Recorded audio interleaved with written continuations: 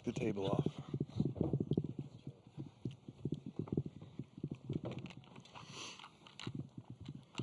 Congratulations on making the regional final.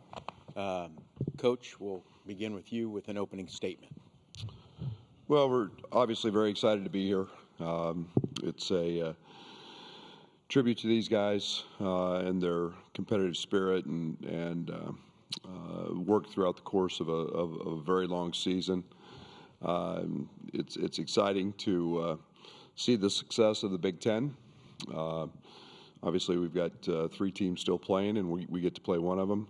I thought that the league was as good as it's ever been, top to bottom, and that's being played out.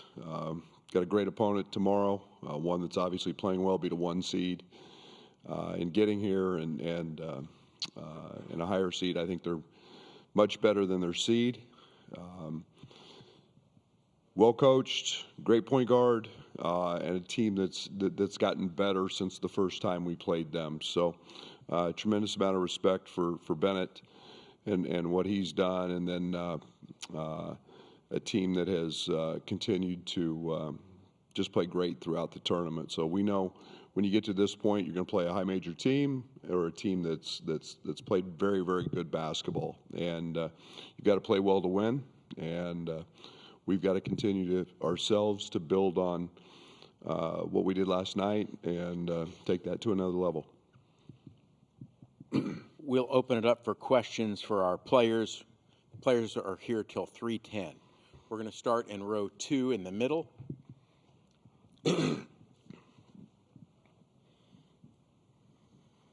You guys beat Iowa by 6 back in January. What can you take away from that game that you want to maybe improve upon when you play them a second time?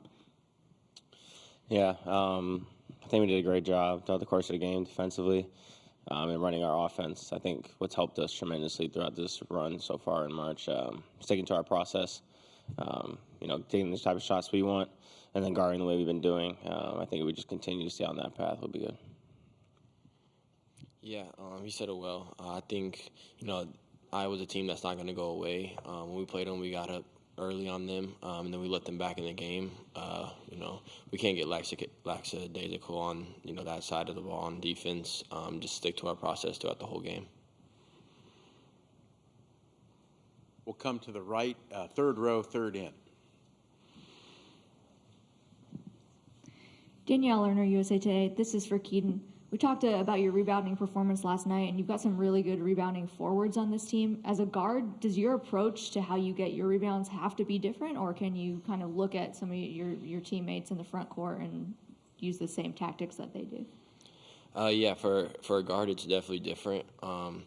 Bigs, it's more of a physical battle for them. As for guards, it's kind of tracking down the ball, getting the longer rebounds, and that's what it was yesterday for me.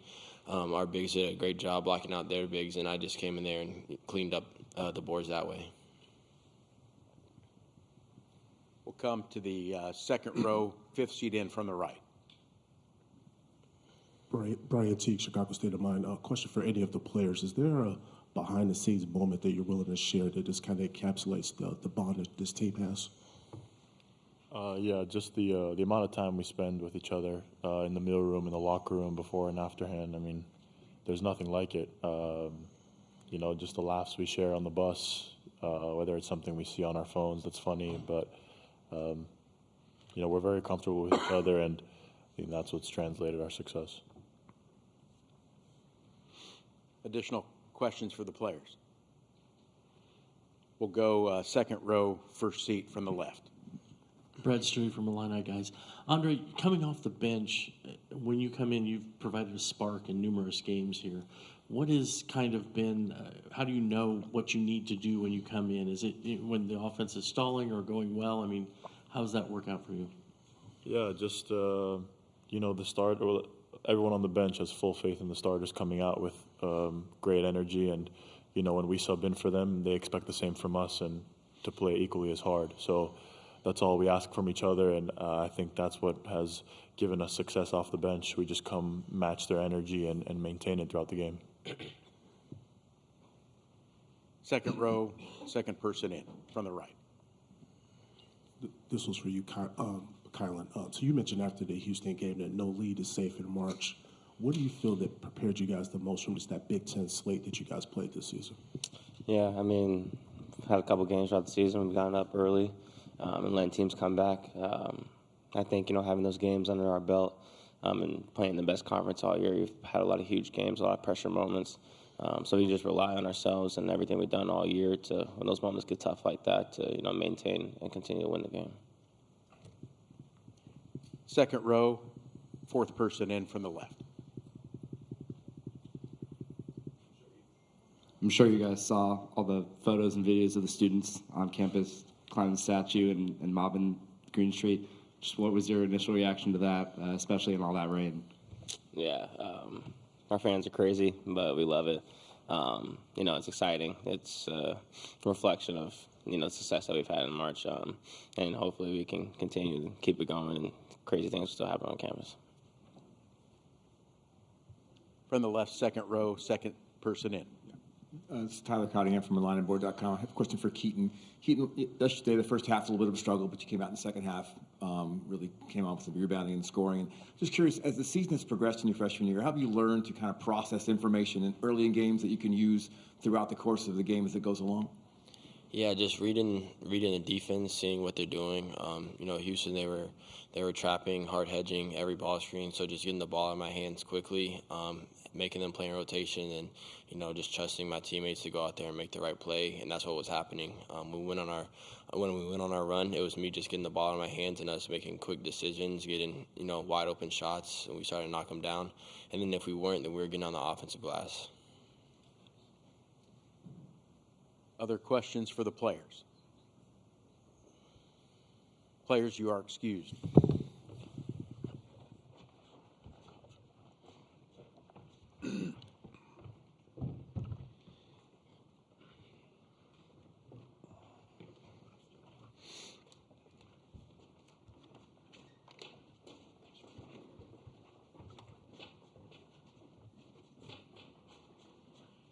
All right, we'll now open it up for questions for Coach Brad Underwood. We'll start second row, first seat on the left. Brad Surrey from Illini, guys. Brad, defensively, you guys have really turned it up a notch here in the NCAA tournament. What do you attribute that to? Yeah, I wish I had the answer. I'd write the book. I think that there's a tremendous focus. I think there's a maturity. I think that Cam has done a very, very nice job of talking scout, following the detail. We've been very specific about how we want to do some certain things, and then it's just I thought watching film of last night's game, I thought the most impressive thing was I didn't feel like there was one possession that we were off. I thought we had the mental turned up, and there weren't a lot of scouting report mistakes. So that's been one of the biggest keys. We've been very good throughout the season at times. We just haven't been that consistent. So that has to continue if we want to keep moving on. We'll come to the right, third row, second person in. Christy Rican from the Associated Press. When you first started recruiting heavily with the Eastern Europeans, did you envision that they would help you to this kind of success so quickly? And now that it has, do you feel like other coaches are going to follow your lead? Yes and yes. I think that our whole intent has been to recruit players that have the ability to lead us to a national championship type run. And, that's the goal every year. And, it's been a lot of work. It's been just an unbelievable process. Jeff Alexander, Orlando Antigua deserve most all of the credit in terms of building the relationships. In Europe, it's taken years. And NIL has obviously helped enhance our abilities to attract some of the best players in Europe. But they're a great fit for us. It's not for everybody. I enjoy coaching them. They fit our university. We're a diverse university with a lot of international students, so it's a perfect fit for them. Basketball-wise, it's a great fit for me, and I like coaching them. And the way we're playing with positional size and shooting, it's a great marriage and a great fit. So we'll continue, and I would think others will continue to migrate over there and keep trying to recruit those guys. We're going to go stay on the right, third row, first seat. Coach Jesus Ortiz, Arasquina. Following up on that, I'm doing a feature on Coach Antigua. What has he brought to your program? And I know this is his second stint with you. Can you tell me a little bit about that relationship between you two? Yeah, he's the GOAT. And I mean that. He is as good as there is. He's great for me. And I have a tendency to want to coach kind of the glass half empty. I strive for perfection. I want the perfect game. He's got a tremendous way of looking at it as the glass is half full. He's got great humor. He makes me laugh. But he is a tremendous relationship person. He's a great communicator. He's a very good basketball coach. But he is an unbelievable communicator and connector of people. And that's invaluable today. He walks in a room, he walks in a gym. He knows everybody, and he can talk to everybody. And you see why he was the lead man for the Globetrotters for many, many years. He's just got a great demeanor and personality, and personally a great friend. But he's great for Brad Underwood, the basketball coach, too. I know there's a lot of hands. We will get to you. We still have about 28 minutes. We're gonna come over here on this side, second row, second person. Brad, you mentioned that you're placing an Iowa team tomorrow that's gotten better. They did struggle down the late half of the conference season, but kind of caught fire in the tournament. What specifically are they doing differently, if anything, that you have noticed in preparation for tomorrow? Yeah, I think that there's it's not one thing. I think their ability to be diverse. They've played, they played a shooting lineup a lot yesterday with Cooper and Sage. I think that both those young men are better. They're not freshmen anymore. Not playing like freshmen. They're playing like chiseled veterans. They can play big. I think they're defensively very dialed in, very focused. It was kind of an unusual first half for me personally watching them yesterday because both teams were elite at shot making. I kind of had a mindset that the halftime score might be the final score. But they are, they're rebounding better, especially on the offensive side.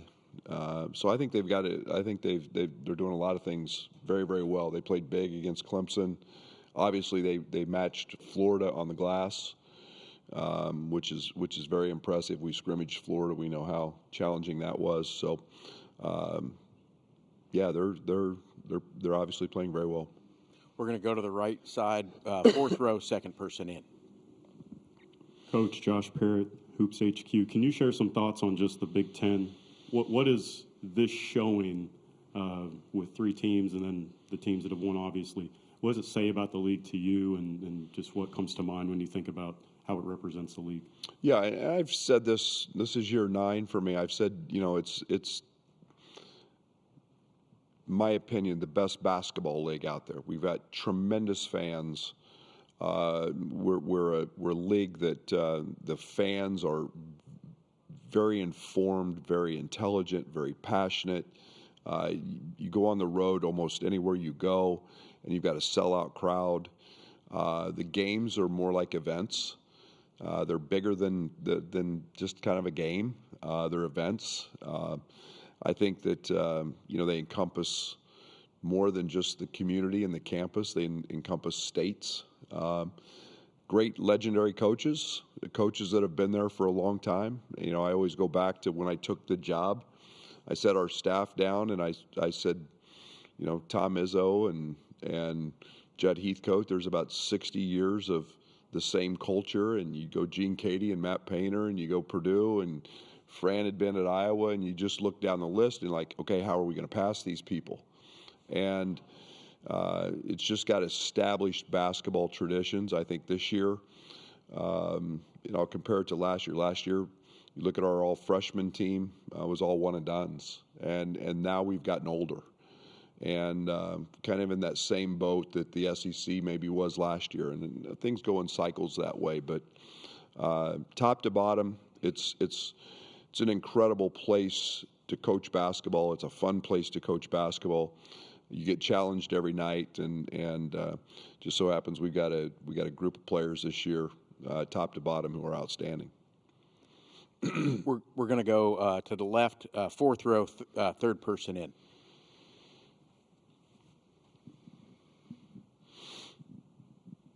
Hey, Brad, Chris Meglia with the Daily Iowan. You've been a head coach for a decade plus now. Just seeing what Ben McCollum has done in his first year here, what do you think about him as a player and as a coach that's made him so successful this year? Well, I think that there's the world's changed. When I took over, you players had to sit out, and the transfer world was different. Now you can bring your culture, and you can establish that. I think he's obviously very intelligent. He brought guys with him. It helps when Bennett's one of them. And so you're able to establish your culture in a very quick way. And this is a tribute to him. His teams have always won because they continue to get better. They don't stay status quo. And followed his teams at Northwest Missouri. Knew his point guard there. When I was in Manhattan, he was from Manhattan, and my wife taught him. He just knows he knows how to coach. He knows how to win. And he's established that culture in a very quick amount of time and found a lot of success. Second row, second person in on the right. Brian T., Chicago State of Mind. Coach, you've highlighted the IQ and poise from Keaton and also Merck. At what point during the season did you know that these guys could be lead catalysts for a potential Final Four run?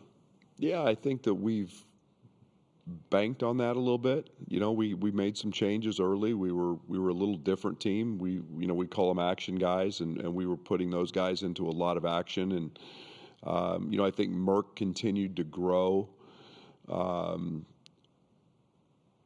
with Kylan out, with Andre out during that stretch. We didn't have a lot of ball handling. He became that. He became a backup point guard type for us, and as we stayed very big, he's guarded every position on the court. But their ability to make decisions and make plays for others has always been there. It was just us gaining enough confidence in them and the opportunity to put them in those positions. So they've really flourished under that kind of mindset that they can go do those things. Third row, middle.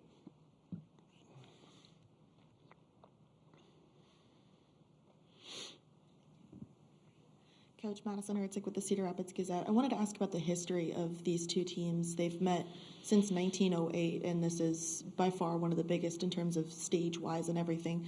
What is it like for these two teams to meet here, especially considering the number of Big Ten teams that have made it this far in the tournament? Isn't that great for basketball? I mean, to me, this is what makes basketball great is these unbelievable rivalries and I say rivalries, but games where there's so much history dating so far back, and you've got two historic programs that have all found success at different levels, and this just gets to be another one of those games, and I just think these opportunities are fabulous for the game of basketball. They're both great for our programs. They're great for the Big Ten, it's not often you get two conference opponents playing an Elite Eight to go to a Final Four, but it's just fabulous for the league, and it's fabulous for our programs. And to me, I didn't know it was 1908, but that speaks volumes to basketball and at the University of Iowa and University of Illinois. Fourth row, first seat from the left. AJ Reister, Iowa Student Radio. Throughout this season, throughout the tournament, Iowa's had a number of different role players step up. How are you preparing defensively with a team that can have a number of different players not named Bennett Sturge step up and be the difference in a ball game? You really want me to tell you that? You think I'm going to tell you that? Yeah. They've got a lot of good players, and we've got to be prepared for all of them. And I think that's one of the things that you expect when you get to an Elite Eight game is that everybody's going to play well, and you have to prepare for that in all facets. Fourth row, second person in from the right. Coach Josh Parrott with Hoops HQ. You talked about Ben McCollum, his path, his journey, everything else. Can you share a bit about yours from McPherson, Hardin Simmons, SFA here? It has to be a little surreal, but can you share some insight into just your personal journey as a coach and getting here? Yeah, I think it's something I reflect on. Something I made mention to it when we were talking about the Houston game. A little town of 13,000 people in McPherson, Kansas, which is an unbelievable little basketball community in Kansas, but it's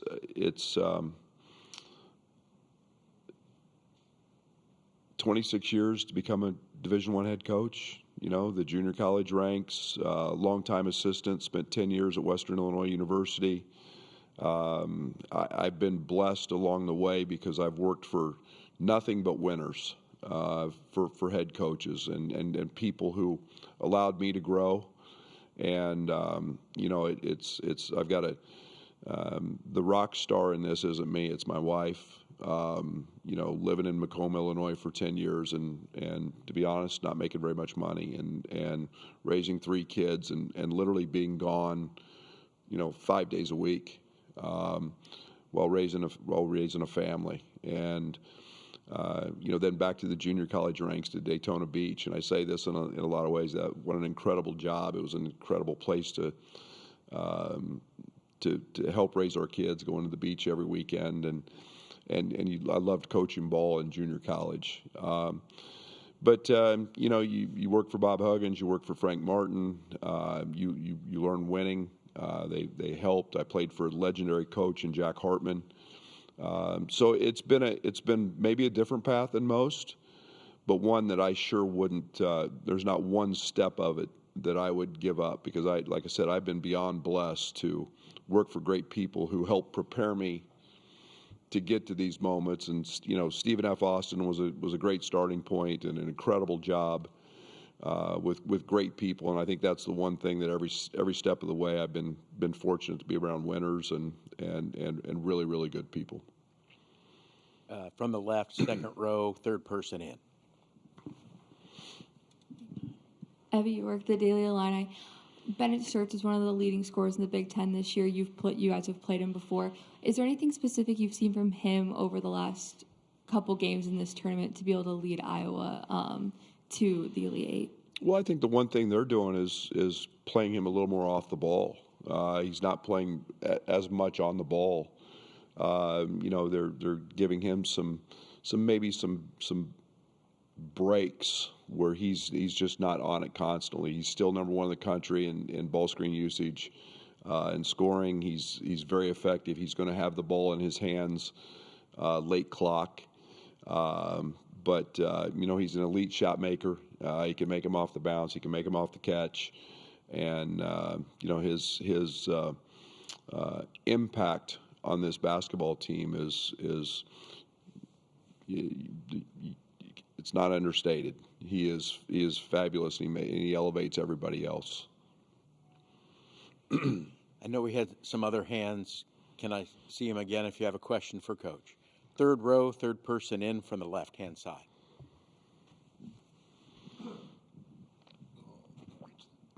Chad Leistico, Des Moines Register. You mentioned Europeans earlier. Fulgaris, you held him, I think, to 2 for 9 shooting in your first meeting, but he's obviously been on a tear in the tournament. So how has he changed maybe your scout for Iowa? Yeah, I think the one thing that we knew from him going in the portal and evaluating him is he's a very, very capable shooter. He's a guy that can obviously make shots. I think the one thing that he's doing is rebounding at a better clip than he was the first time we played them. He's a guy that, again, gives them tremendous versatility in pick and rolls, pick and pops. He can play in the pocket. He can drive it.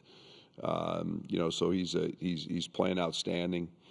You put him with with Bennett, and they're both very, very effective, in all of those actions. So we respect the heck out of him. We know he's on a tear. He had a game winner, and you got to account for him for sure. Other questions? Please raise your hand. We'll go second row, first person on the right. Chip Patterson, CBS Sports. Brad, both last night and today, giving a lot of credit to Cam. I just wonder if your NCAA tournament scout and prep process has changed at all over your 9 years at Illinois. Have things been altered, and does that especially play a role with a familiar opponent like Iowa? Well, I've changed a lot. I mean, night and day, to be honest. I think that's the one thing that I haven't done is stay status quo. I think that COVID forced me to think about how to do things different. Assistant coaches, we didn't go out and recruit, so I had them in practice every day. So I first started going to coordinators, defensive guy and an offensive guy back then. I loved it. I thought our attention to detail was much better.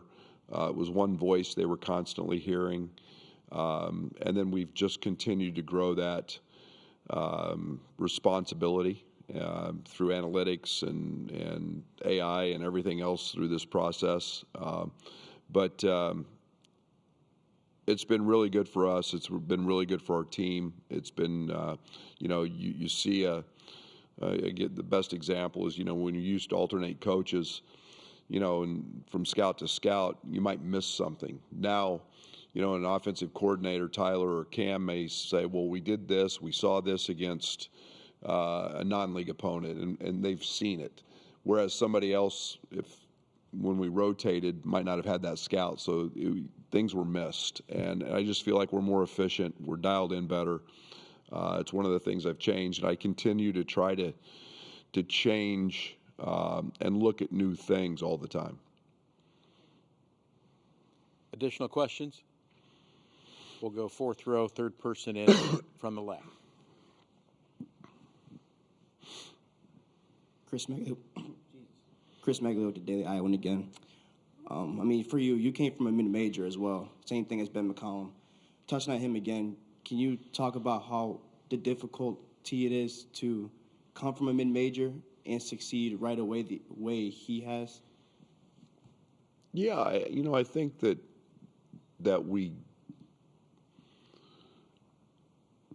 winners win. And when you know how to win, I think that there's tremendous value in that. I think that not everybody, there's a lot of people who can X and O and do this. I think leadership plays into that. I think it all becomes a little bit, is it different? The levels are different, the pressures are different. But I think leaders have the ability to lead whomever and wherever.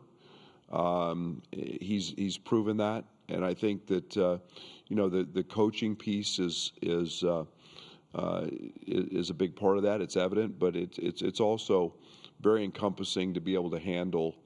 And the biggest difference is probably off the court, just the pressures that happen off the court with recruiting and social media and you all, and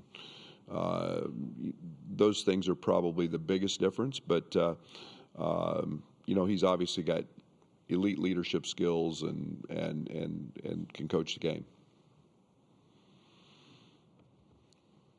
Second row, first person from the left. Brad, I wanted to ask about Andrej Stojakovic's emergence as a defensive player. You saw him, do a fantastic job yesterday against Houston. What's been the key for him, changing his mindset? He's a very willing learner. He's a very willing listener, and then demanding it. it's one of the things that has been a challenge with our season is he missed 7 weeks at the start of the year. In the formative year time of practice, he missed all of preseason, missed early games. Time that I really wanted to grind on him. I wanted to demand him to be an elite defender and guard the other team's best players. And, we had to go through some of that on the fly and make winning plays. And, he did that in the Texas Tech game. He blocks a jump shot. And, there's been incredible moments from him. It's the consistency we're starting to see now from him that is really impressive. Very good athlete. Scoring's easy for him. It's just doing all the other things that lead to winning and defending and rebounding are things that he's really bought into. Coach, thank you. Thank you.